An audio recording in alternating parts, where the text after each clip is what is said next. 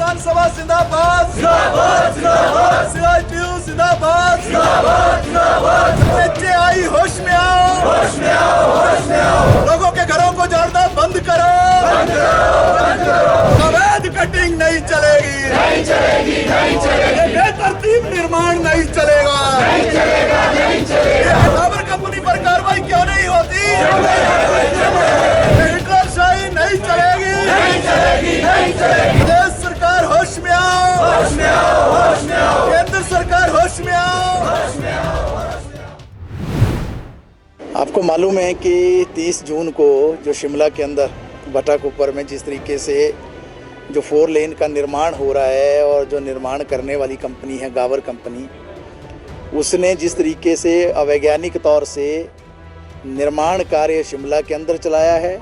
मंडी ज़िला के अंदर भी आपको मालूम है कुछ दिन पहले इस बात की रिपोर्टिंग हुई थी कि धर्मपुर के इलाके में जिस तरीके से बेतरतीब निर्माण उन्होंने किया, उसका खामियाजा ये हुआ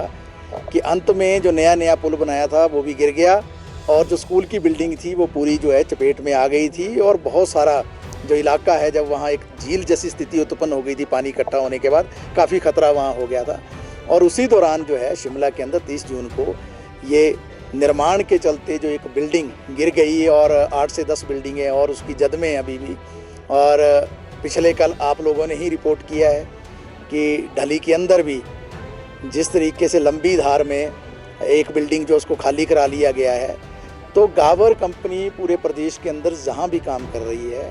पूरी तरह से नियमों की अनदेखी करती है और हम शुरू से इस बात को कहते रहे हैं CITU और किसान सभा की ओर से कि हिमाचल प्रदेश के अंदर जो सड़कों का निर्माण हो रहा है, चाहे 4 लेन का निर्माण हो रहा है, चाहे नेशनल हाईवे का निर्माण हो रहा है, इसमें जो कंपनियां काम कर रही हैं, विशेष तौर पर Gawar company, Singla company, Bharat company और दूसरे जो भी कंपनियां हिमाचल के अंदर काम कर रही हैं, ये पूरी तरह से इनका राजनीतिज्ञों के साथ गठजोड़ है, ब्यूरोक्रेसी के साथ गठजोड़ है। राजनीतिज्ञों, ब्यूरोक्रेसी और कंपनियों के गठजोड़ का परिणाम जो है आज जनता भुगत रही है। हिमाचल प्रदेश के अंदर जहाँ जहाँ सड़कें बन रही हैं वहाँ ही ये सड़कें तबाह भी हो रही हैं और साथ में जो है घर भी गिर रहे हैं, लोगों की जानें भी जा रही हैं और हिमाचल प्रदेश को काफ़ी आर्थिक नुकसान भी हो रहा है। तो इसके खिलाफ जो है हमने यहाँ DC ऑफिस में भी 2 दिन पहले प्रदर्शन किया था और हमने ये मांग की थी कि जिनका घर गिरा है उनको 5 करोड़ का उनको जो है मुआवजा दिया जाए और जिनके घर जद में हैं उनको भी नियमानुसार जो है भुगतान होना चाहिए। लेकिन प्रश्न आज बड़ा ये खड़ा हो गया है कि अगर इसी तरीके से ये कंपनियां काम करती रहेंगी, निश्चित तौर से ये बात ठीक है कि national highway authority of India NHAI जो है वो प्रमुख नियोक्ता है, मुख्य नियोक्ता है, लेकिन ये भी बात उतनी ही सच है कि उसने आगे काम जो है कंपनियों को दिया है। तो जो चर्चा भी चल रही है प्रदेश के अंदर वो NHAI के इर्द गिर्द तो घूम रही है, वो ठीक बात है कि उसको भी निशाने पे आना है क्योंकि काम तो वही करवा रहा है, लेकिन असल में जो निचले स्तर पर जो कंपनियां प्रैक्टिकल रूप में काम कर रही हैं, इनके खिलाफ सरकार एक भी शब्द नहीं बोल रही है। सरकार के कोई भी आला अधिकारी भी नहीं बोल रहे हैं, मंत्री भी नहीं बोल रहे हैं, सरकार के मुख्यमंत्री भी नहीं बोल रहे हैं, सरकार का कोई नुमाइंदा भी नहीं बोल रहा है। क्यों नहीं बोल रहा है? ये अपने आप में इस बात को रेखांकित कर रहा है कि इन कंपनियों से सीधी जो राजनीतिज्ञ हैं उसकी मिली भगत है। शिमला का आप उदाहरण ले लीजिए, ये जो कंपनियां हैं, इन कंपनियों के कार्यालय जो भाजपा कार्यालयों के, भाजपा नेताओं के घरों में हैं और जो ठेके हैं और जो दूसरी चीज़ें हैं वो सारी चीज़ें जो हैं वो कांग्रेस के लोगों को मिल रहे हैं। तो पक्ष और विपक्ष भी इस विषय पे मिला हुआ है। इसके खिलाफ हमने वास्तव में आज तो प्रदर्शन रखा था गावर कंपनी के कार्यालय के बाहर मलियाना में, लेकिन जैसा कि मालूम चला कि कल एकाएक आनन फानन में मजदूरों को भी वहाँ से जो है भेज दिया गया और कंपनी के जो अधिकारी हैं, मैनेजमेंट के लोग, वो भी वहाँ से भागे। आपके संज्ञान में एक बात लाना चाहता हूँ, आज से 2 महीने पहले हम माननीय SP महोदय से इस विषय को लेकर मिले थे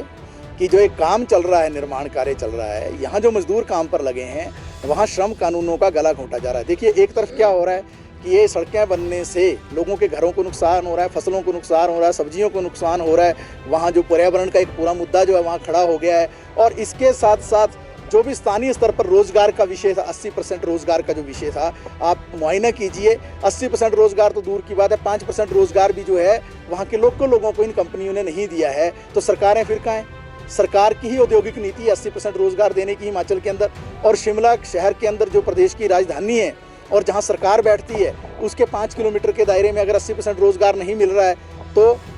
श्रम अधिकारी कहाँ हैं? तो उद्योग विभाग कहाँ है, तो उद्योग मंत्री कहाँ है, तो मुख्यमंत्री कहाँ है, उस इलाके के विधायक कहाँ हैं, वहाँ के मंत्री कहाँ हैं, वो क्यों नहीं इन विषयों पे बोलते हैं, वो क्यों नहीं बात करते हैं इन विषयों पे? इसलिए नहीं करते हैं क्योंकि कहीं ना कहीं कंपनियों के साथ उनकी मिली भगत है। तो किसानों के मुद्दे एक अलग मुद्दे हैं जिस पर बातचीत हो रही है। लेकिन मैं ये कह रहा था कि 2 महीने पहले एसपी महोदय से हम मिले थे, जो वहाँ मजदूर काम कर रहे हैं, सैकड़ों मजदूर। वहाँ मजदूरों ने जब यूनियन बनाने का प्रयत्न किया तो